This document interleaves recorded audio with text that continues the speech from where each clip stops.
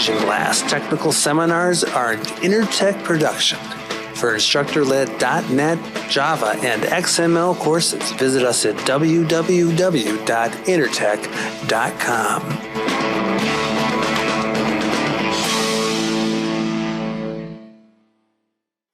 What I want to do is create a bug.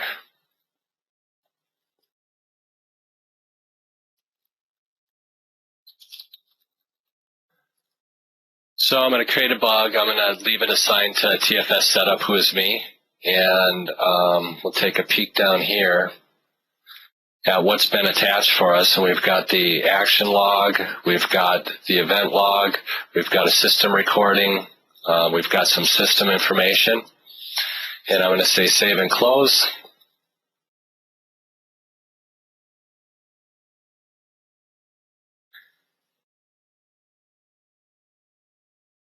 Now, if I go over here, and this is in the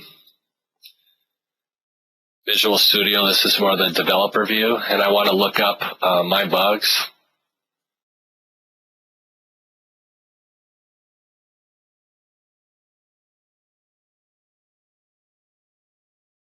Come over here, and I can see, oh, okay, somebody's just filed a bug. It's called a strange error, and screen real estate is, oh, I should close this.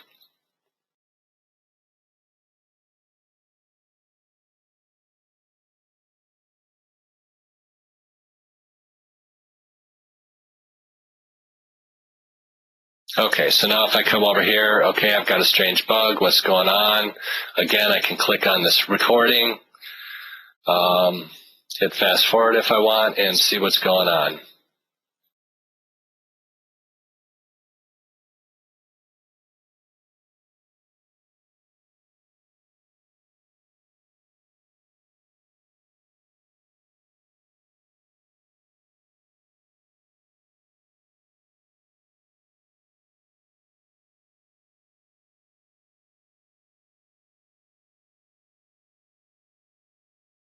Okay, really quickly, since we're getting so low on time, then let's take, I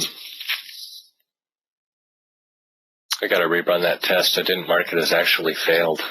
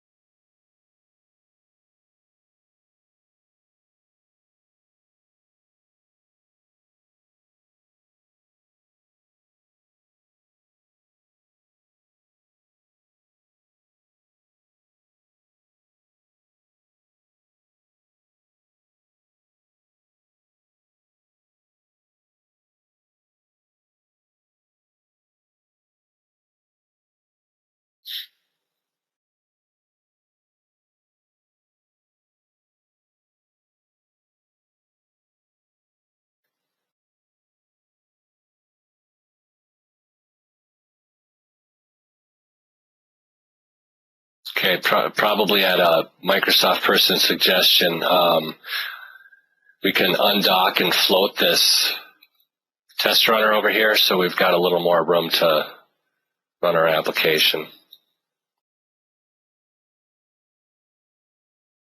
Set that to always on top.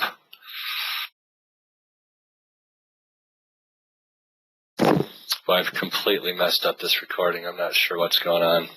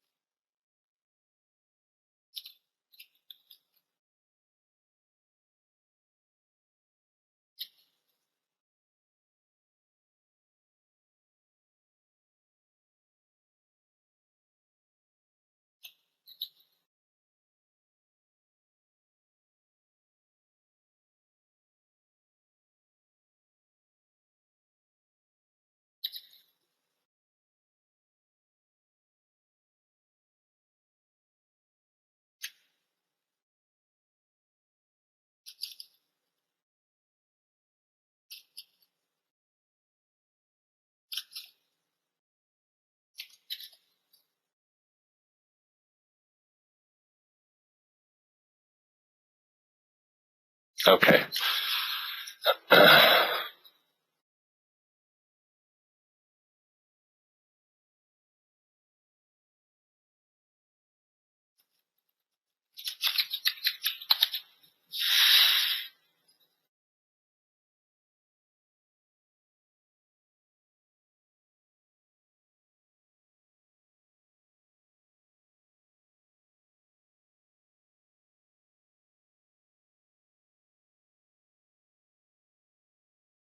Okay, so now as expected, we see that we've got this failed test. Now I'm going to quickly hop over and I'm going to go fix that bug.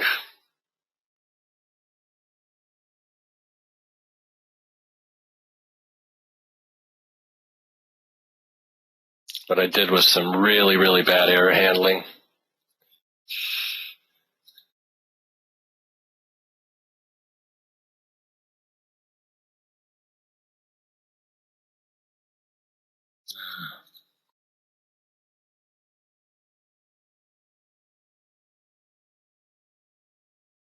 Okay, so now I need to check it in. I'm going to associate it to that new work item. My bugs.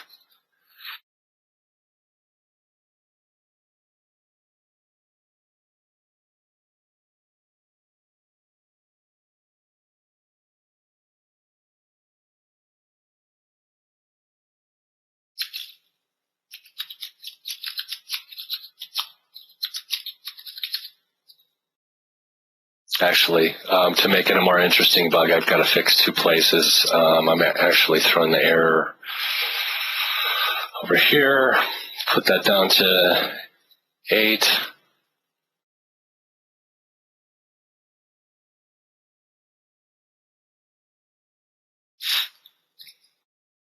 Check in my changes. We've still got the association. It's automatically going to mark that bug to resolve for me.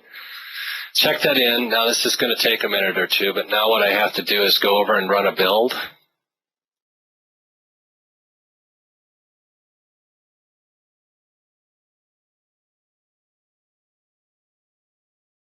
Any questions in the meantime, Ryan?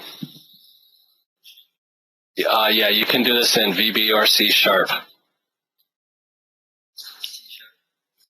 Yeah, this happens to be C#. Migration, I believe there's a Ranger supplied project out on Codeplex. I've actually migrated some QTP stuff via Excel into not 2010. It was into work items in 2008. So I suspect there's some pretty good migration stories, and if the Microsoft guy knows a more definitive answer. I think the answer is there's not an off-the-shelf migration, but given the extensible nature, it's certainly possible to write the tool. And in fact, I think out on Coplex there are examples. Right, and then the second comment, as I mentioned earlier, export your QTP cases to Excel, import them into Visual Studio here.